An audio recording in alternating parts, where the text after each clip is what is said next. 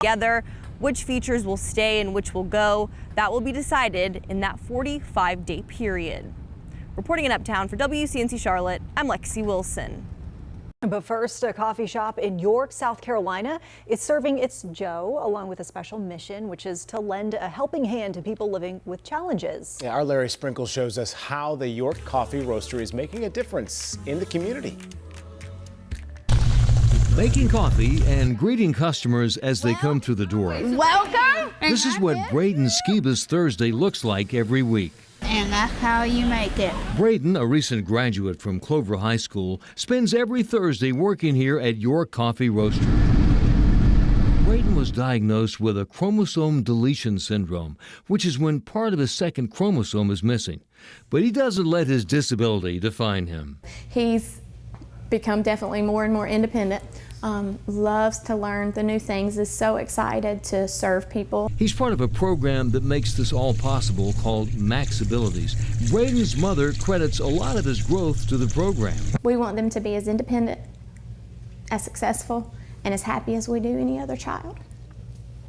And Max Abilities sees that, and I think they honor that and want that for our young adults as well. Max Abilities gives employees with special needs support and assistance as they move from school to the workforce. The executive director of the program says their biggest goal is for the employees to get jobs in the community. We're here to teach them those job skills so they can take the thing that they love to do and have the confidence and the background job training and a reference on the resume to go out and get that job that they really want. Allison Churm, Braden's former English teacher, stopped by for two reasons: to see Braden and to get some coffee. Braden is one of our most loving, kind, hardworking students that we have at Clover High School. She ordered a Miracle Park cold brew that Braden made himself. Well, the coffee's great for number one, and who doesn't love a great cup of coffee? But getting to see her favorite employee is the highlight of her day. My favorite part is helping customers make their drink and roasting. Your Coffee Roastery is coffee with a mission, and Braden is part of that. In York, South Carolina, Larry Sprinkle, back to you.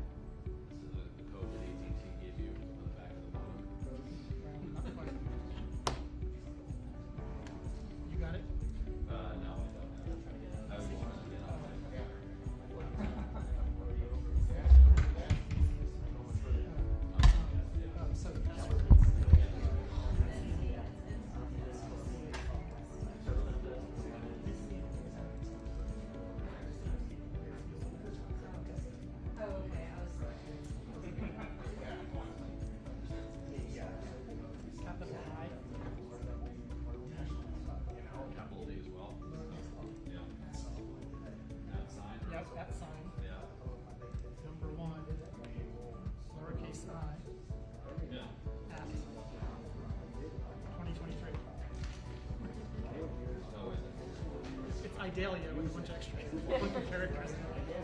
What was it again? What was it again? It's right there at the bottom.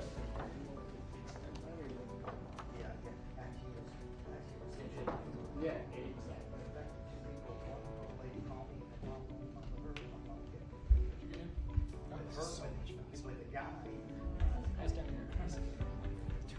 Once you're on it, it takes a second.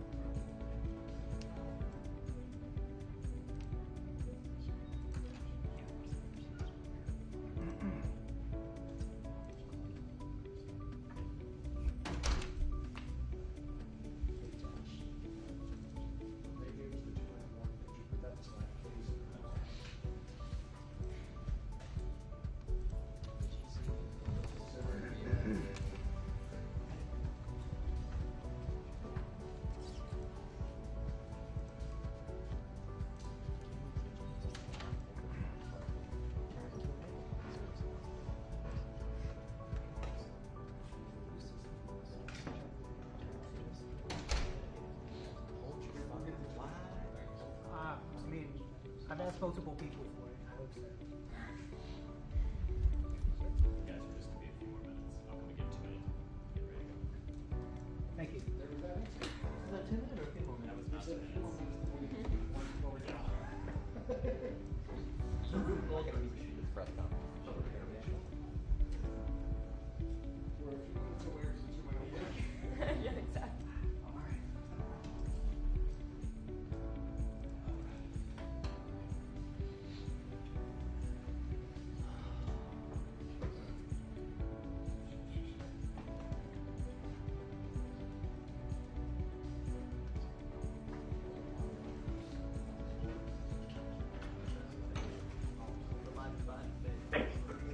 Our Hurricane Idalia press conference will start in just a few moments. For our reporters on the line, we remind you to press 1 on your telephone keypad if you'd like to ask a question. During the response to your question, if you'd like to ask a follow-up, please press 5 on your phone keypad. Again, that's 1, press 1 to ask a question, and then 5 to indicate you have a follow-up. We'll be starting in just a few minutes. Thanks.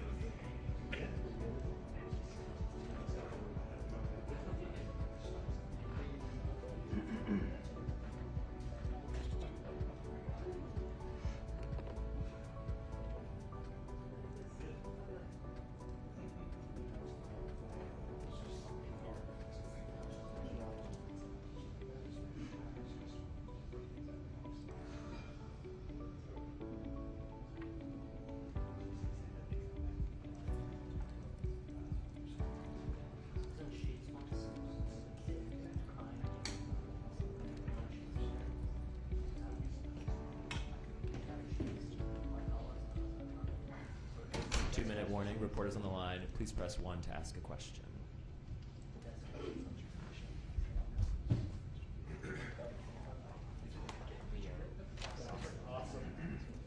No. It's okay.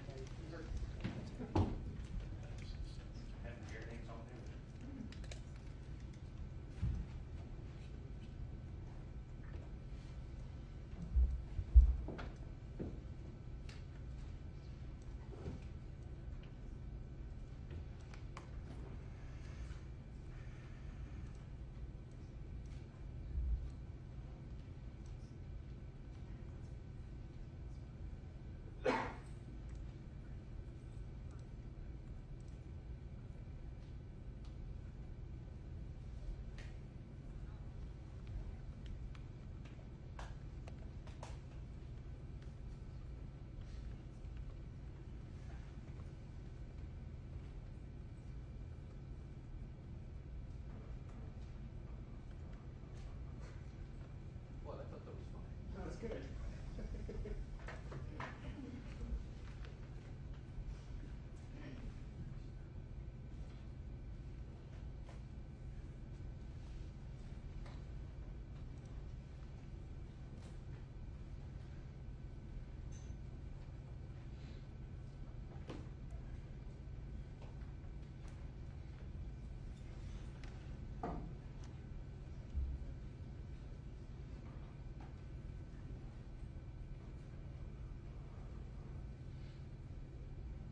You're not wrong either, though.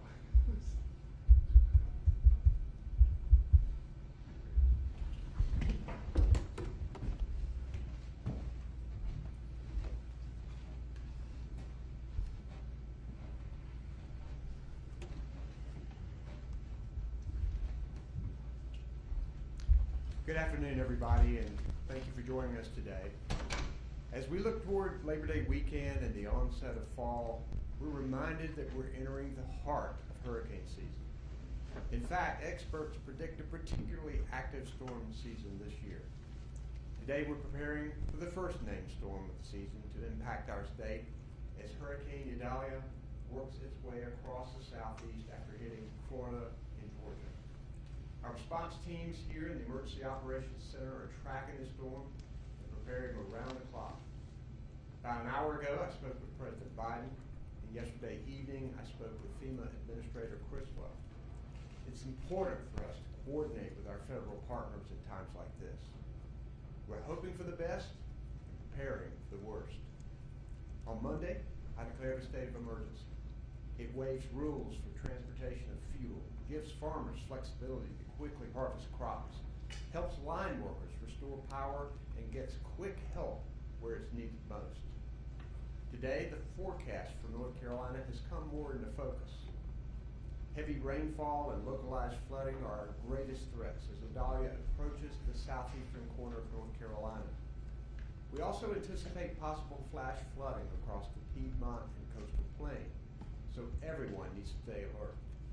Heavier rainfall of 5 to 8 inches east of I-95 is expected later this evening and into early tomorrow.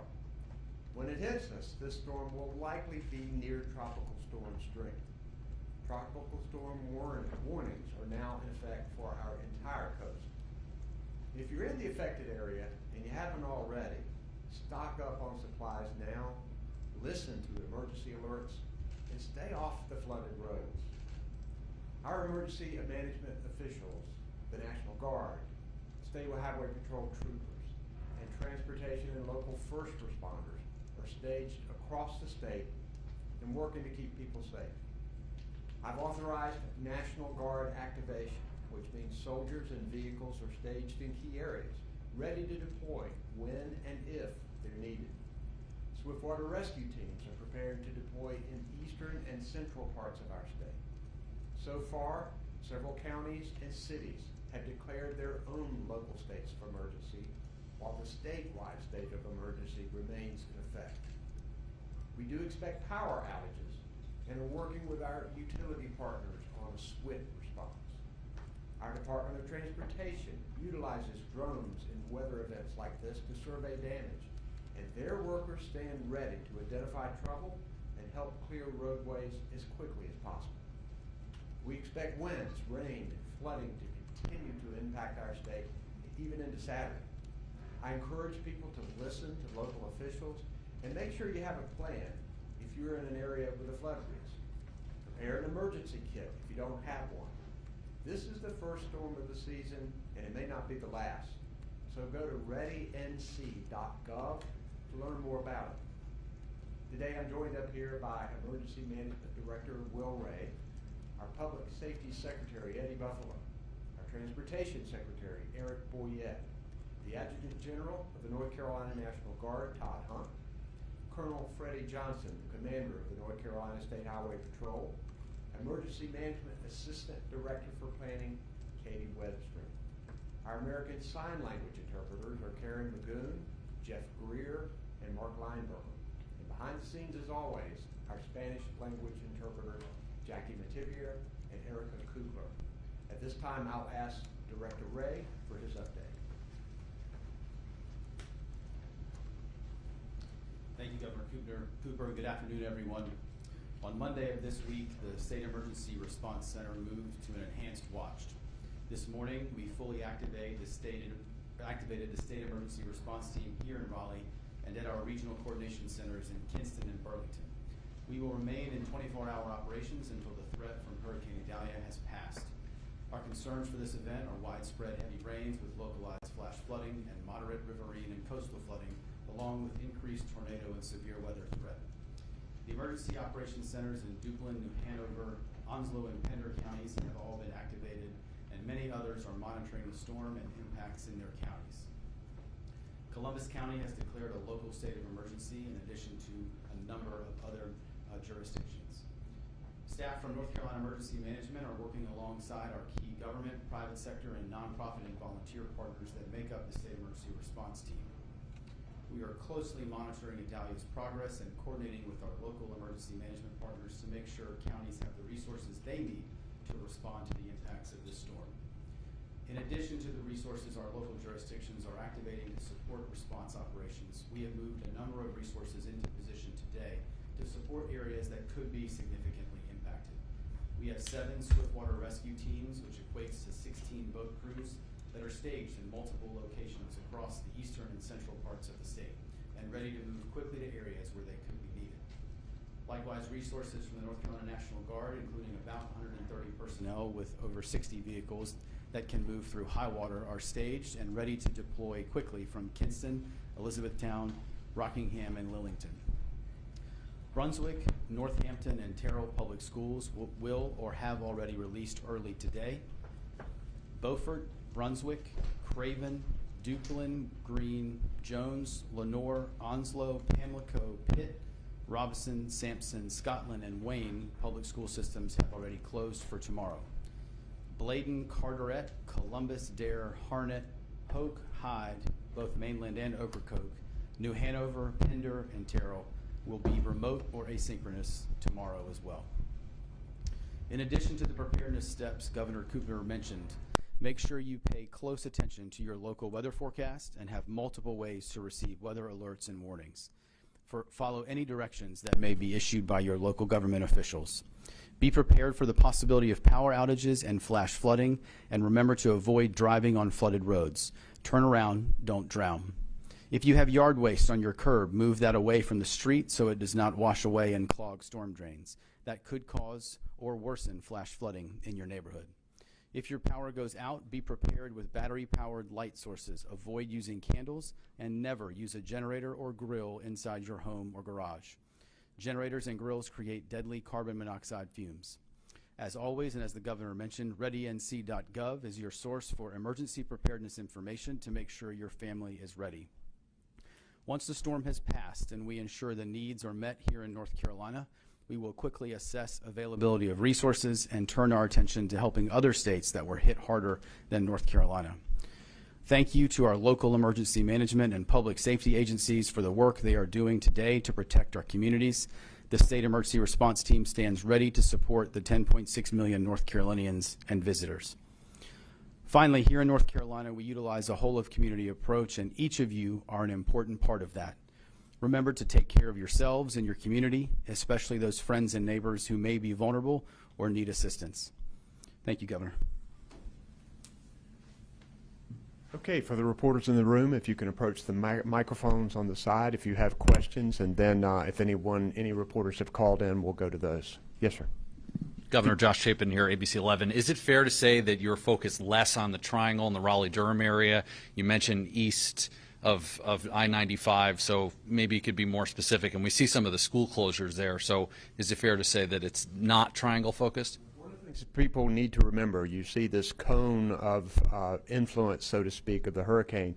You can still feel effects way outside of that zone, so we do expect rain here in the Triangle, but we think most of the storm, most of the heavier rains will be east of I-95 and along our coast. We do have tropical storm warnings all up and down the coast.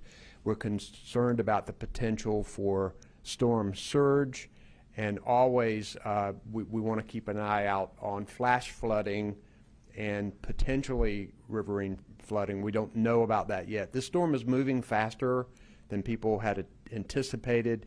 That means we're going to get some stronger winds than we thought we were going to get, but maybe less rain.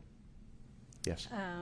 Dawn Vaughn with the News and Observer. You mentioned about hoping for the best, preparing for the worst. What of the past hurricane seasons here, the lessons that you've taken as far as being ready for what we know is coming and what could be, days out as far as flooding or anything else? Yeah, I think we've learned something from every storm. And in fact, we learned that we needed more information about our rivers and where they were in potential flooding stage. And so we've put in the Feynman system that allows us to continue to monitor where our rivers are so that local officials can provide information and warnings and evacuations to people that may live on the river and may be in danger of flooding. We've learned a lot about what we need to do with our transportation system and getting our roads open as quickly as possible. I think North Carolina's experience in this area has shown us that coordination is most important. And I think across the country, people will look at our Emergency Operations Center. People come from all over the country to look at how we operate here, because not only do we have local, state, and federal officials here, we have our utilities, we have our medical people, we have our private nonprofit organizations, we have our volunteer groups. They're all here working in a coordinated effort, trying to cover gaps and making sure the people of North Carolina are protected and that we can recover as quickly as possible. Any other questions in the room? Do we have any online? Okay. Yes. Our first question on the phone is from Kenny Beck with WXII 12 News. Kenny, go ahead. Hi, Governor. Thanks for taking my call. Generally speaking, not Idalia specific, given how warm this summer has been and how warm the Atlantic and the Gulf both are right now, are you more concerned about the remainder of hurricane season and its potential impact on our state? Are you more concerned about 2023 than you have been in years past, or is it about the same? Well, first, we cannot lose focus on what is coming at us. So that's our first order of business, making sure that we are ready for this storm. But I don't think there's any question that with the predictions of a greater than average storm year, that we need to be ready and understand that these storms can come at us anyway. And so we really want people to prepare their homes, have that emergency kit, have that evacuation plan. These are things that you can do now, even if you're in the triad like you and don't expect a whole lot from this storm. Getting ready for the next one, I think, is really important for people to do. And as a state, as we look forward to what is happening across the planet, the effects of climate change, we know these storms are going to be more ferocious. It's really important for us to become as resilient as we possibly can when we build and repair, and making sure that we are ready for the years ahead. Next. We have a question from Sam Walker at WOBX. Sam Walker, go ahead. Thanks, Governor. Just some words for our visitors that are here, with this being the final week before Labor Day, not only here on the Outer Banks, but all up and down the North Carolina coast. A few words for them, what they should expect, what they should be ready for.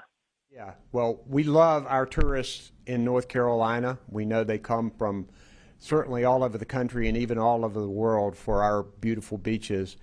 Though they are here, they need to be careful. We are not aware of any evacuation orders that local officials are giving. But when you do have tropical storm warnings, it's important to try to stay inside and stay off of the road for the period of time that the bad weather is here, and just batten down the hatches for a little while. You know, hopefully that if we get through this, they can still have a weekend that will be positive. But until this storm is passed, everybody needs to be careful and stay safe. Next question. Okay. Thank you all for coming. Stay safe out there, everybody.